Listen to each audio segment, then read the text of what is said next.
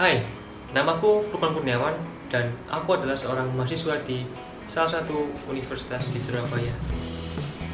Ketika kalian mendengar rambut gondrong, pasti yang terlintas di pikiran kalian adalah laki yang rambutnya panjang, bukan perempuan. Perempuan yang rambutnya panjang tidak pernah disebut rambut gondrong karena hal itu wajar dan cenderung diterima oleh sebagian masyarakat di dunia. Gondrong selalu identik dengan laki yang rambutnya panjang.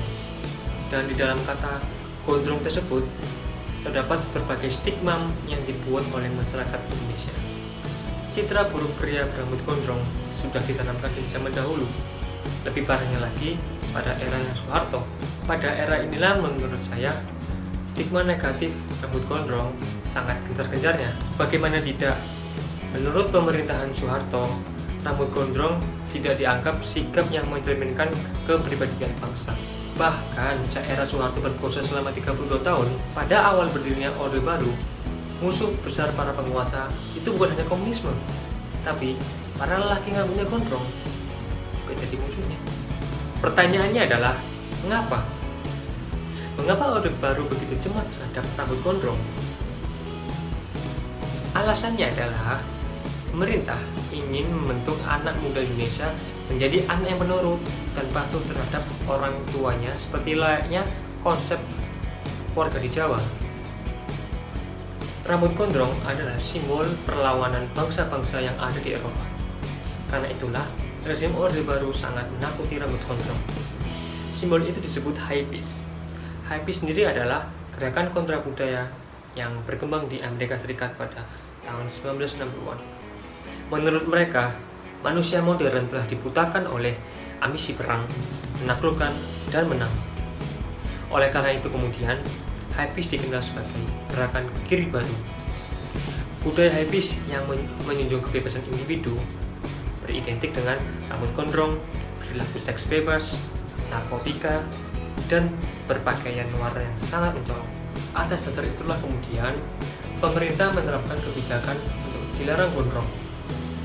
Orang yang rambutnya gondrong tidak akan dilayani di dinas pemerintahan. Bahkan setiap pelajar sekolah wajib hukumnya untuk memotong rambut bergaya ABRI. Musisi dan pesepak bola pun juga tidak boleh gondrong. Bahkan artis pun bila gondrong tidak diperbolehkan tampil di TV. Lalu pemerintah membentuk Bakon Peragon, yaitu adalah Badan Koordinasi Pemberantasan Rambut Gondrong. Razia ini tidak hanya melibatkan badan khusus yang menangani rambut gondrong, namun juga polisi dan tentara pun juga ikut melakukan razia secara besar-besaran. Atas peristiwa ini kemudian, pemerintah dan militer mendapatkan kecaman keras dari mahasiswa di berbagai universitas. Isu rambut gondrong yang berujung pada tewasnya salah satu mahasiswa Indonesia menjadi titik balik perseteruan antara mahasiswa dengan militer yang telah terbina baik sejak era Orde Lama. Tak hanya sampai di situ, ketakutan orang-orang terhadap rambut gondrong diwarisi hingga sampai saat ini. Masyarakat terjebak untuk menghakimi pemuda yang berambut gondrong. Gondrong menjadi stigma sosial di tengah masyarakat. Bagi saya, rambut gondrong bukanlah untuk kaya-kayaan. Ini tentang pemberontakan. Pemberontakan terhadap sistem yang entah apa yang dibiarkan mencuci otak masyarakat. Memangnya kenapa dengan rambut yang gondrong? Apakah gondrong tidak rapi? Jangan salah, gondrong pun bisa rapi. Nah, tapi kan stigma rambut gondrong yang kata orang-orang adalah yang urakan, tidak bisa diatur, melanggar norma kesopanan, pemberontakan, kriminal. Sampai saat ini pun tak pernah surut meski bulan telah berganti. Menurut sejarawan Anthony Reid yang menyatakan, Asia Tenggara pada kurun 1459 sampai 1680 memiliki tradisi untuk memanjangkan rambut.